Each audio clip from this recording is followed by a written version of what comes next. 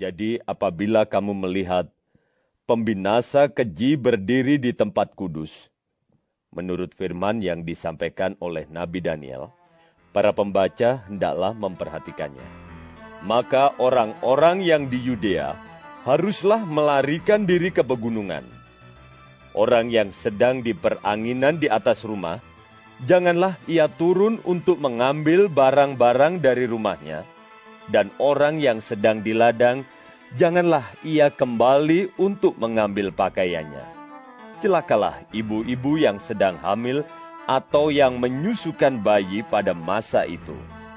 Berdoalah, supaya waktu kamu melarikan diri itu jangan jatuh pada musim dingin dan jangan pada hari Sabat. Sebab pada masa itu akan terjadi siksaan yang dahsyat seperti yang belum pernah terjadi sejak awal dunia sampai sekarang dan yang tidak akan terjadi lagi. Dan sekiranya waktunya tidak dipersingkat, maka dari segala yang hidup tidak akan ada yang selamat. Akan tetapi oleh karena orang-orang pilihan, waktu itu akan dipersingkat. Pada waktu itu jika orang berkata kepada kamu, "Lihat, Mesias ada di sini," atau "Mesias ada di sana," jangan kamu percaya. Sebab Mesias-Mesias palsu dan nabi-nabi palsu akan muncul dan mereka akan mengadakan tanda-tanda yang dahsyat dan mujizat-mujizat, sehingga sekiranya mungkin mereka menyesatkan orang-orang pilihan juga. Camkanlah, aku sudah mengatakannya terlebih dahulu kepadamu.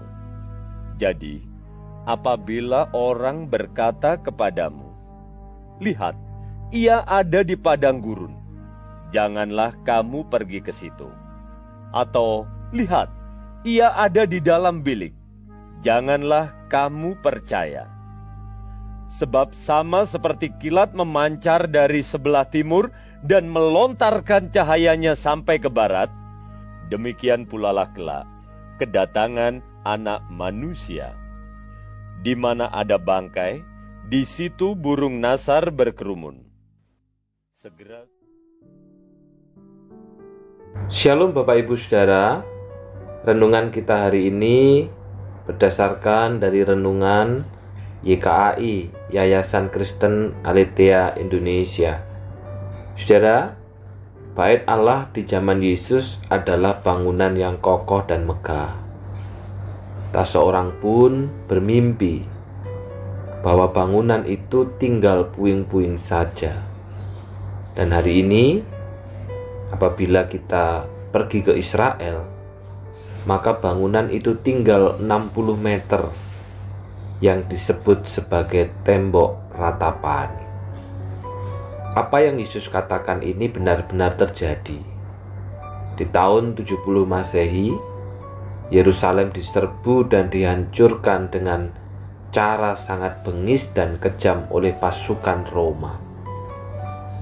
Sebelum itu, saudara, di tahun 66 Masehi, orang Zelotes menyerbu dan membunuh para imam dan menajiskan bait Allah. Ketika semua itu terjadi, pastilah mereka yang sebelumnya pernah berteriak, "Salibkan dia, biarlah darahnya tertanggung atas kami," masih hidup. Hukuman Tuhan berlaku untuk mereka yang melawan Tuhan.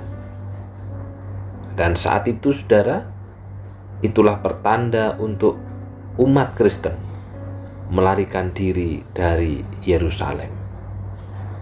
Apa yang harus gereja lakukan ketika menghadapi berbagai kesengsaraan menjelang kedatangan Tuhan? Dalam Matius 24 ayat yang ke-24, Yesus berkata, "Sebab Mesias-Mesias palsu dan nabi-nabi palsu akan muncul." Yesus memberikan peringatan agar supaya orang memperhatikan hidupnya dan menjaga keamanan dirinya, bukan dari kesusahan, bukan dari penderitaan, bukan dari penganiayaan, namun justru dari penyesatan. Menarik saudara, yang harus dilakukan gereja ketika menantikan kedatangan Tuhan yang kedua kali dengan berbagai kesengsaraan, bukan hanya memperhatikan penganiayaan, penderitaan, kesusahan, tetapi justru menjaga diri dari penyesatan. Para pengajar dan nabi palsu akan bermunculan. Tujuan mereka ialah menyesatkan orang beriman. Bahkan dengan tidak segan, para nabi palsu ini berani menyebut dirinya sebagai Mesias, orang yang diurapi Allah. Selain bertujuan membingungkan dan menyesatkan, para nabi palsu ini juga berusaha menjerat orang beriman ke dalam kehidupan tak bermoral. Betapapun beratnya, semua itu barulah tanda awal.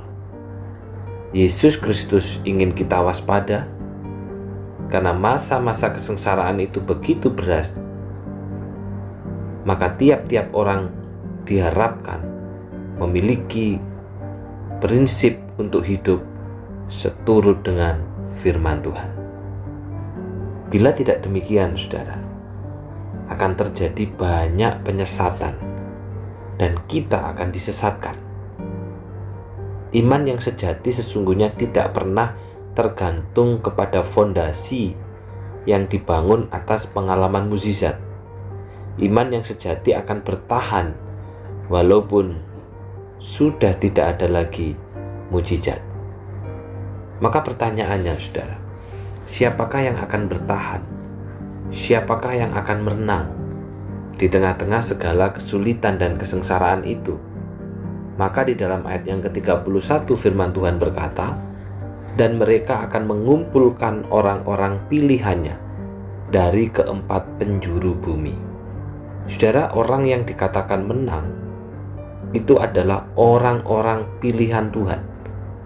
Penderitaan dan kesusahan tidak akan menaklukkan orang-orang pilihan, tetapi justru menjadi arena pembuktian tentang siapa mereka sebenarnya. Orang-orang pilihan inilah yang akan Kristus sendiri kumpulkan dari keempat penjuru bumi melalui para malaikatnya pada waktu ia datang kembali. Nah, pertanyaan penting untuk kita, saudara, siapkah kita menghadapi penderitaan dan kesusahan yang dapat menggoncangkan iman kita? Ataukah hari ini, saudara, kita baru mengalami kesusahan dan kesulitan sedikit sudah membuat kita mundur, sudah membuat kita meninggalkan Tuhan? Akankah dari penderitaan itu kita keluar sebagai orang-orang pilihan Kristus yang tetap beriman teguh kepada Yesus Kristus? Karena itu, saudara, biarlah kita adalah bilangan orang-orang pilihan yang salah satu tandanya dalam keadaan apapun, dalam situasi apapun, dalam kesusahan apapun, kita makin percaya dan setia. Mari kita berdoa. Bapa yang di surga, hari ini kami diingatkan kembali, Bapa, bahwa gereja tidak terlepas dari berbagai kesulitan, pergumulan, dan kesusahan. Terlebih ketika menjelang kedatangan Tuhan. Dan Tuhan memperingatkan kepada gerejamu supaya kami siap sedia, bukan hanya menghadapi penderitaan, kesusahan, penganiayaan, tetapi justru menghadapi berbagai penyesatan. Penyesatan yang membuat kami menjadi mundur, penyesatan yang membuat kami menjadi tidak percaya, penyesatan yang membuat kami meninggalkan Tuhan. Karena itu tolonglah kami ya Bapa, supaya kami adalah bilangan daripada orang-orang pilihan, sehingga di dalam keadaan dan situasi apapun kami justru makin percaya dan setia. Secara khusus Bapa, hamba-Mu berdoa esok kami akan merayakan perjamuan kudus. Kiranya Tuhan menolong seluruh umat-Mu untuk sungguh-sungguh mempersiapkan hati kami, sehingga perjamuan kudus yang kami terima itu menjadi berkat dan bukan menjadi kutuk, oleh karena kami menerimanya dengan hormat dan takut akan Tuhan. Demikian juga Bapa, untuk perjamuan kudus keliling bagi saudara-saudara kami yang sakit, yang lemah tubuhnya. Ini adalah bagian mengikatkan mereka kepada tubuh Tuhan. Biarlah kiranya iman mereka pun makin diteguhkan dan juga makin dikuatkan. Dan esok hari pula kami memasuki Minggu Advent yang pertama, menyambut kedatangan Tuhan, menyambut masa Natal itu, bukan hanya dengan kemeriahan, bukan hanya dengan perayaan, tetapi juga dengan pertobatan dan penyesalan. Terima kasih Bapa, dalam nama Tuhan Yesus kami sudah berdoa. Amin. Selamat untuk mengikuti perjamuan kudus, dan juga selamat untuk merayakan Minggu Advent pertama untuk besok hari Minggu. Tuhan memberkati.